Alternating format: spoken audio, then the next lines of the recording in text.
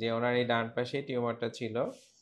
আমরা দেখতে পাচ্ছি ঘাটা পুরোপুরি শুকিয়েছে, ওনার তেমন কোনো ব্যথা নাই এখানে আলহামদুলিল্লাহ। এবং উনি ঘাড়টা নাড়াতে পারেন, দেখি ঘাড় নাড়া, হ্যাঁ ঘাড় নাড়া, ডানে না ডানে বামে নাড়েন আলহামদুলিল্লাহ। আসসালামু আলাইকুম। আজকে আমরা একটি বিষয় নিয়ে কথা বলবো, এটি হচ্ছে গলার মধ্যে টিউমার। গলার টিউমারে কিন্তু অনেকগুলো কারণ হতে পারে, যেমন কারো যদি টিবি হয় বা যক্ষা হয়, কারো যদি রক্তে ক্যান্সার হয়, এবং সাধারণত আমাদের যে মুখমণ্ডল বা ওরাল ক্যাভিটি অথবা থাইরয়েড অথবা স্বরনালীতে যদি ক্যান্সার হয়, তখন কিন্তু গলা ফোলা থাকে বা টিউমারের মতো লক্ষণ দেখা দিতে পারে। তো এগুলো ছাড়াও কিন্তু বেশ কিছু টিউমার গলার মধ্যে হতে পারে, যেগুলো জন্মগত হতে পারে, রক্তনালী থেকে হতে পারে, এবং বিভিন্ন ধরনের নার্ভ যেটা বলি আমরা, স্নায়ু থেকেও হতে পারে।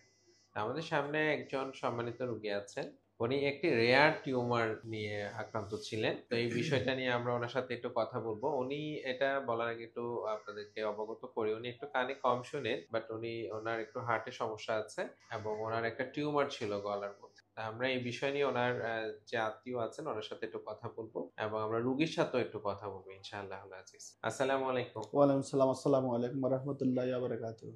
উনি আপনার কি হন? আমার শ্বশুর হয়। আসসালামু আলাইকুম ওয়া রাহমাতুল্লাহ। আপনাকে স্যার সালাম দিছে, উত্তর দেন আর একটু কিছু জিজ্ঞাসা করব, বলেন। আপনার কি সমস্যা ছিল? হাসি দিলে বা আমি না আসলে এখানে টিউমারটা ছিল ওইটা সম্বন্ধে একটু বলেন। আগে কি এরকম লাগছিল, এখন বর্তমানে কি অবস্থায় আছে? আলহামদুলিল্লাহ এখন মোটামুটি আগে কি ছিল গলা, এখানে কি ছিল? ভালো গায়ে ব্যথা এখানে টিউমারের কথা বলেন। ব্যথা আছে, এটাই ব্যথা। জি, আসসালামু আলাইকুম ওয়া রাহমাতুল্লাহি ওয়া বারাকাতুহু।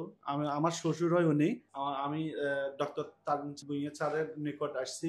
স্যারের পরামর্শ, স্যারের যেভাবে আমাকে পরামর্শ দিছে, ওনার পরামর্শ এবং ওনার যে সিদ্ধান্ত, এটা আমার বিবেক এবং আমার বুদ্ধি কাজ করছে যে, এবং উনি একজন সার্জন ডাক্তার। আমি এটা আমার মাথায় এসছে, আমি ওনার নেম প্লেটটা দেখার পরে সর্বপ্রথম আমি ওই স্যারকে সিলেক্ট করি। তখন ওই স্যারের সাথে সাক্ষাতের পরে স্যারকে অত্যন্ত আমার ভালো লাগছে, এবং স্যার আমাকে সিদ্ধান্ত দিছে এবং আশ্বাস দিছে। ওই স্যারের সাথে আমি আশ্বাসে এবং ইয়াতে আমি ঢাকা ঢাকা হেলথ অ্যান্ড হোপে আমি স্যারের সিদ্ধান্ত মোতাবেক 1 তারিখে নিয়ে গেছি। উনি আবার হার্টের সমস্যা আছে, একটা রিং বসানো আছে, সব মিলাই উনি কানে শুনে না, সব মিলাই 1 তারিখে প্রেশার আছে, ডায়াবেটিস আছে, এত সব কিছু থাকার পরও স্যারকে অসংখ্য ধন্যবাদ। আমি তো ঢাকাতে হেলথ অ্যান্ড হোপে নিয়ে গেছি, তখন আমাদের অপারেশন হয়েছে, অপারেশনটা খুব সাকসেস হয়েছে এবং আল্লাহর রহমতে উনি রোগী আমাদের খুব ভালো আছে। আমি দোয়া করি যেন স্যারকে আল্লাহ না খাইয়া দান করেন এবং সুস্থতা দান করেন, আল্লাহ যেন সুস্থ রাখে। হ্যাঁ, আপনাকে অনেক অনেক ধন্যবাদ। আসলে উনি অনেক কিছু বলেছেন, আমরা হয়তো অত কিছুর জন্য ডিজার্ভ করি না। যাক আলহামদুলিল্লাহ যে উনি সুস্থ আছেন। তো ওনার যে টিউমারটা, এটা নিয়ে আমরা একটু কথা বলি।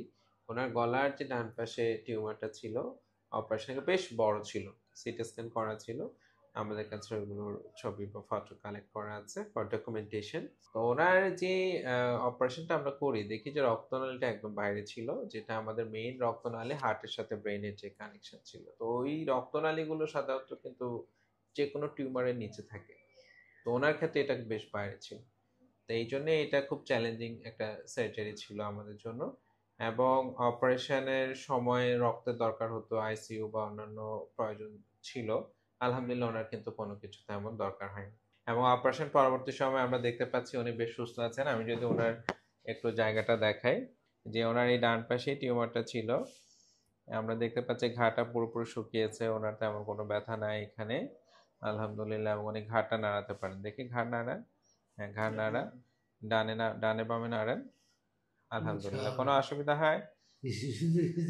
কোনো অসুবিধা হচ্ছে না, ব্যথাটা কমে না। একটু ব্যথা আছে, তা ওনার হাসি দেখে আমরা বুঝতে পারছি যে হি ইজ ডুইং গ্রেট আলহামদুলিল্লাহ আলহামদুলিল্লাহ।